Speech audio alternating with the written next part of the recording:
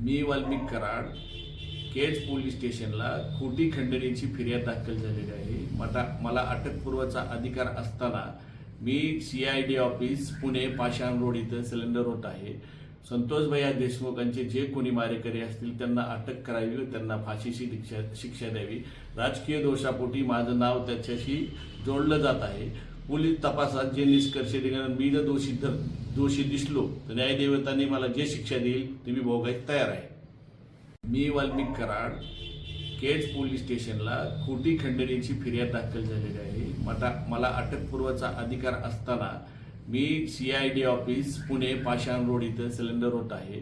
संतोष भैया देशमुखांचे जे कोणी मारेकरी असतील त्यांना अटक करावी व त्यांना फाशीची शिक्षा द्यावी।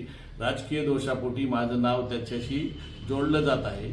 पोलीस तपासात जे निष्कर्ष निघाले, मी जर दोषी दिसलो तर न्यायदेवतांनी मला जे शिक्षा देईल ती मी भोगायला तयार आहे।